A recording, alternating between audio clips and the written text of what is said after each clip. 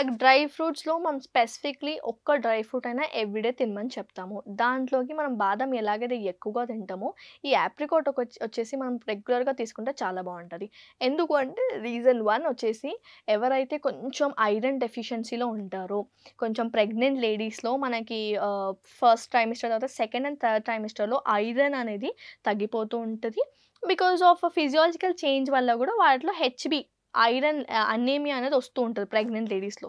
వీళ్ళకి అండ్ మనకు చూసుకున్నట్లయితే చిన్న పిల్లలు మెనార్క్ స్టేజ్‌లో ఉన్నవారు గర్ల్స్ ఎవరైతే మెనార్క్ స్టేజ్‌లో ఉంటారో ఓవర్ బ్లడ్ లాస్ అవ్వడం వల్ల వాళ్ళకి కొంచెం iron deficiency.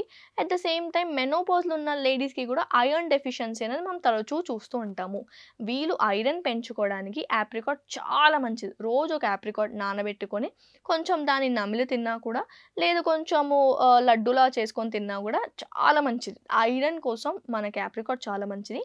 At the same time దాంట్లో ఫాస్ఫరస్ ఉండడం వల్ల హార్ట్ ప్రాబ్లమ్స్, కొంచెం బీపీ ఎక్కువ ఉన్న వాళ్ళకి పొటాషియం మనకు చాలా మంచిదనమాట. సో, పొటాషియం కోసం ఈ ఒక్క యాప్రికాట్ తిన్నా సరిపోతది. ఒక్క యాప్రికాట్ ఒక 10 గ్రామ్స్ ఉంటది. ఈజీగా ఒక యాప్రికాట్ ఒక డైలీ తినేయొచ్చు. వాళ్ళ హార్ట్ హెల్త్ కోసం చాలా మంచిది. నెక్స్ట్ వచ్చేసి దాంట్లో ఉండే మైక్రో మినరల్స్, చిన్న చిన్న మైక్రో మినరల్స్ ఉంటాయి. మనకు సెలీనియం లాంటివి, మనకు కాపర్ లాంటివి, మన మెగ్నీషియం లాంటివి. ఇవి మన బాడీ ఫిజియోలాజికల్ ప్రాసెస్‌లో చాలా ఇంపార్టెంట్. డైజెషన్, ప్రోటీన్ డైజెషన్స్‌లో గానీ, ఫ్యాట్ డైజెషన్‌లో గానీ, మన కార్బోహైడ్రేట్ డైజెషన్‌లో గానీ ఈ చిన్న చిన్న మైక్రో మినరల్స్ అవసరం.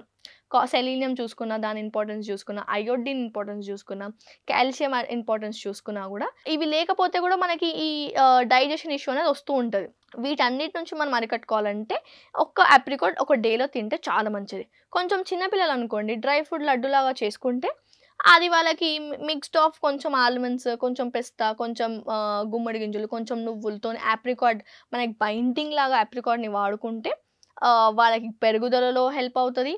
వాళ్ళ ఐరన్‌ని మీట్ అవ్వడానికి హెల్ప్ అవుతది. కార్డియాక్ పేషెంట్స్‌కి వాళ్ళ హార్ట్ హెల్త్ కోసం హెల్ప్ అవుతది. అట్ ద సేమ్ టైమ్ ఈ పెరిగే పిల్లలకి వెయిట్ గెయిన్‌కి గూడా హెల్ప్ అవుతది. సో, యాప్రికాట్ వల్ల ఇన్ని ప్రయోజనాలున్నాయి. ఒకటి బరువు పెరగడం చిన్న పిల్లల్లో ఆర్ హెల్తీ వెయిట్ గెయిన్‌కి హెల్ప్ అవుతది. ఐరన్ అనీమియా ఎవరికైతే ఐరన్ డెఫిషియన్సీ అనీమియా ఉందో వాళ్ళకి కావాల్సిన మైక్రో మినరల్స్‌తో పాటు ఐరన్ గూడా ఉంటది.